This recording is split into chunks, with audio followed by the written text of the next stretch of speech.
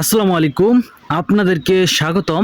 আজ আমরা আলোচনা করব বাংলাদেশ অন্তর্বর্তী সরকার ক্ষমতা নেওয়ার পর দেশের ঋণ কি পরিমাণে ছিল এবং এরপর ঋণ কত বেড়েছে এবং পরবর্তী বিএনপি সরকারের জন্য কেমন চ্যালেঞ্জ হতে যাচ্ছে। জানতে হলে ভিডিওটি ধৈর্য ধরে সম্পূর্ণই দেখে যান।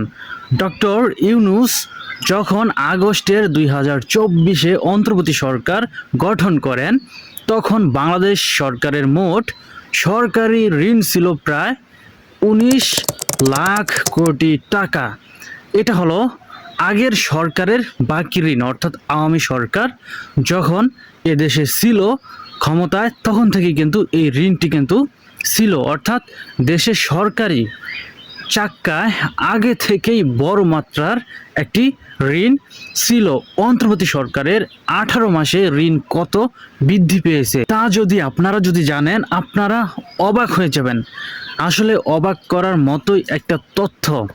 তিনি 18 মাসেই যে পরিমাণের টাকা বাংলাদেশে ঋণ করে দিয়েছেন, এটা আসলে আপনি কিভাবে বলবেন যে আসলে এটা কি ভালো হয়েছে নাকি খারাপ হয়েছে? ব্যক্তিগত পক্ষ থেকে আমি যেটা বলি যে আসলে বাংলাদেশের ঋণ বেড়ে যাওয়া মানেই এটা আসলে আমাদের দেশের জন্য একটা ভয়ানক পরিস্থিতি।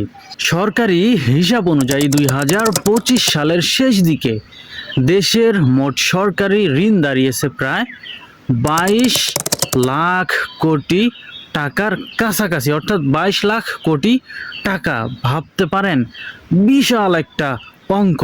এবং বলতে গেলে এই ধরনের ঋণ অবশ্যই আমাদের বাংলাদেশের জন্য একটা বড় বোঝা। আর এটা কেন বোঝা? কারণ আপনি যদি লক্ষ্য করেন যে বর্তমানে আমাদের দেশের প্রধানমন্ত্রী হয়েছেন বিএনপি থেকে, অর্থাৎ তারেক রহমান।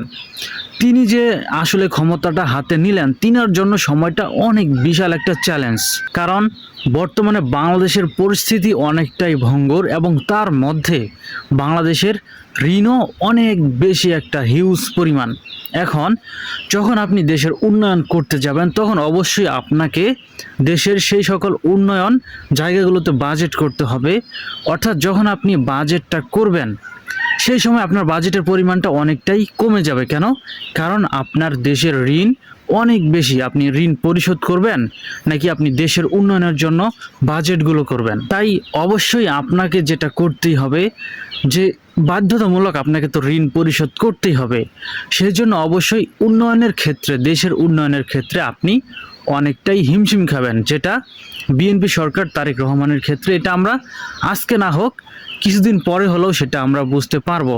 অর্থাৎ তিনি যেই ধরনের প্রতিশ্রুতিগুলো দিয়েছেন, এই ধরনের প্রতিশ্রুতি বাংলাদেশের জনগণের পক্ষে পূর্ণ করতে গেলে সেটা আসলে বলতে গেলে বিএনপি সরকারের জন্য বিশাল হিউজ পরিমাণ একটা চ্যালেঞ্জের কারণ হয়ে দাঁড়াবে। কারণ আমাদের দেশের পরিস্থিতি বর্তমানে অনেকটাই ভঙ্গুর। এই পরিস্থিতিতে যেই ধরনের যে কোনো সরকারই আসতো না কেন, সবারই এই ধরনের সিচুয়েশনই পার হতে হতো। আসলে জানি না বিএনপি সরকার এ থেকে কতটুকু আমাদের দেশের উন্নয়ন করতে পারবে, তবে তাদের যথেষ্ট উন্নয়নের প্রতি আগ্রহ রয়েছে। এ থেকে আমরা অবশ্যই বিশ্বাস করি যে বিএনপি সরকার আমাদের দেশের অনেক ভালো কিছুই বয়ে নিয়ে আসবে। সব শেষে কি বলা যায়, সামনের 5টা বছর বিএনপির টিকে থাকা অনেক চ্যালেঞ্জের। পারবে কি বিএনপি তাদের সকল প্রতিশ্রুতি রক্ষা করতে? কমেন্টে আপনার অভিজ্ঞতা আমাদের জানান। ভিডিওটি ভালো লাগলে শেয়ার করুন এবং চ্যানেলটি সাবস্ক্রাইব করুন ও পরবর্তী আপডেটের জন্য আমাদের সাথেই থাকুন। ধন্যবাদ।